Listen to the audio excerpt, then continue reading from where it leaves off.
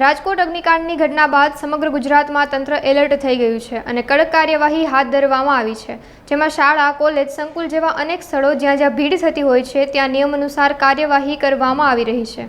તો શાળાઓમાં બાળકોને તેડવા મૂકવા જતી સ્કૂલ રિક્ષા, સ્કૂલ બસની તપાસ સાથે જો નિયમ મુજબ કોઈ પણ સ્કૂલ રિક્ષા કે સ્કૂલ બસ નિયમોનું પાલન નહીં કરે તો તેની સામે કડક કાર્યવાહી કરી દંડ ફટકારી રહી છે.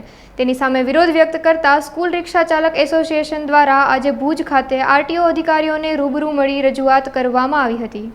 વાલીઓ બાબતમાં મારે એટલું કહેવું છે કે તંત્ર પોતાનું જે ચેકિંગની કાર્યવાહી ચાલુ જ છે આરટીઓ તંત્ર તરફથી, પછી શિક્ષણ વિભાગ બી પ્રિન્સિપાલ, સંચાલકોને આ બાબતમાં જાગૃત કરી રહ્યા છે. પરંતુ વાલી બી પોતે પોતાના બાળકને જે વાહનમાં બેસાડે છે, બરાબર, એ ખરેખર વાહન દેખીતી રીતે તમને ઓકે લાગે છે કે કેમ, એ પોતે બી થોડા જાગૃત થાવ કે ભાઈ કોઈ વાહન છે રિક્ષા, એમાં ઓલરેડી 8 છોકરા જો બેસાડ્યા હોય, તમે 9મું બાળક તમારું બેસાડવામાં જતા હો તો તમને બી ત્યાં થવું જોઈએ કે ના, આ ખોટું થઈ રહ્યું. એટલે વાલી બી જાગૃત થાય કે ના, કે ભાઈ 12 વર્ષથી ઓછી ઉંમરના બાળક હોય તો રિક્ષામાં 6 બાળક બેસી શકે, 12 વર્ષથી મોટી ઉંમર હોય તો એ 3 જ બેસી શકે. આ એક બેઝિક જોઈએ. પ્લસ તમે જે વાહન, રિક્ષા હોય કે વાહન હોય, એમાં તમે તમારા બાળકને બેસાડતા હો તો એ દરમિયાન તમે ડ્રાઈવરના બી જોડે લાયસન્સ છે કે કેમ, ખરેખર એ જે વાહન ચલાવે છે એનું લાયસન્સ ધરાવે છે કે ખાલી મોટરસાઇકલનું લાયસન્સ ધરાવે છે, આ બી ચેક કરવાનું તમારો બી એક શું કહેવાય, તમે જાગૃત થાવ તો એનાથી આફ્ટરઓલ તમારા બાળકને અને આ સમાજને જ ફાયદો છે. અમે અમારું ચેકિંગ કરીશું અને એના ઉપર સખત કાર્યવાહી કરીશું.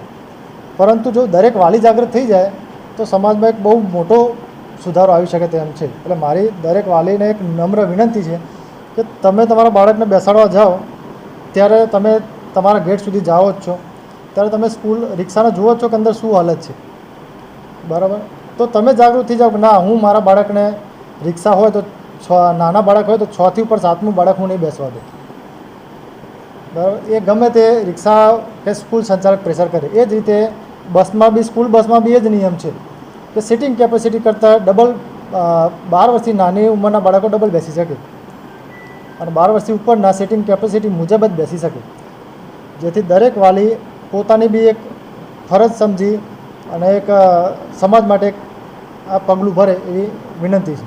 સ્કૂલ વર્ધી વાહન એસોસિએશનના પ્રતિનિધિ આજે આવેલા હતા, તો એમની રજૂઆત એ જ હતી કે અમારે હવે રેગ્યુલર આ શું કહેવાય, સ્કૂલ વર્ધીના વાહનો ચાલુ થઈ ગયા છે, હવે સ્કૂલ ચાલુ થઈ એટલે. તો એમાં મેન એમને એ જ સમજણ આપી છે કે ભાઈ તમારે જે ડોક્યુમેન્ટ્સ, જે વાહનના ડોક્યુમેન્ટ્સ છે, ફિટનેસ, પરમિટ, ઇન્સ્યોરન્સ, પીયુસી, એ તમામ જે ડોક્યુમેન્ટ્સ રાખવાના છે ફિટનેસ રિલેટેડ, એ બધા જ એમને જલ્દીથી એમને કરાવી લેવાની સૂચના આપી છે. અને રોડ ઉપર તો જે વાહન ફરે એને ડોક્યુમેન્ટ તો ઓકે હોય તો જ ફરે એવું સ્પષ્ટ સૂચના આપેલી છે. વધુમાં એમને બાળકોની સલામતી માટે ખાસ એમને ભાર આપેલો છે કે નાના બાળકો ભૂલથી બી હાથ બહાર ના કાઢે, બરાબર. એના માટે જે જાળીની એક નિયમ છે પરિપત્રમાં, એ જાળી ખાસ લગાવે. રિક્ષા હોય તો જાળી એની જમણી બાજુ ખાસ હોવી જોઈએ, બંધ હોવી જોઈએ. અને એમાં જે ફાયર એક્સટિંગ્વિશર, પછી ફર્સ્ટ એડ કિટ અને એમની જે સિટિંગ કેપેસિટી મુજબ કેટલી ક્ષમતામાં બાળકો બેસાડી શકે એની બેઝિક સમજ આપેલી છે. અને ખાસ એમને કીધું છે કે વાહનો તમે તમારું કામ જે છે જેમ નિયમ મુજબ જ છે ચાલુ કરી જ નાખો, એમાં કોઈ પ્રશ્ન નથી. જે નિયમ વિરુદ્ધ છે એમના ઉપર જ કાર્યવાહી કરવામાં આવે છે, એ ખાસ એમને સમજણ આપેલી છે. કુલ રિક્ષા, તો રિક્ષામાં કેવું છે કે 12 વર્ષથી ઓછી ઉંમરના બાળકો હોય ને તો 6 બાળકો બેસી શકે, 12 વર્ષથી વધુ ઉંમરના હોય તો 3 જ બેસી શકે. જે કહેવાય ને તમામ પ્રકારનું ચેકિંગ ચાલુ જ છે, બરાબર. પણ અત્યારે હાલ જ્યારે સ્કૂલ ચાલુ થઈ છે ને ત્યારે સ્કૂલના બાળકોની સેફટી માટેનું અત્યારે સ્પેશિયલ ડ્રાઈવ ચાલે છે. બાકી જે જનરલ ચેકિંગ છે ને, ઓવરલોડ રિલેટેડ હોય કે ઓવર ડાયમેન્શન હોય કે પછી પેસેન્જર બસનું લગતું, એ તમામ ચેકિંગ થઈ રહ્યું છે.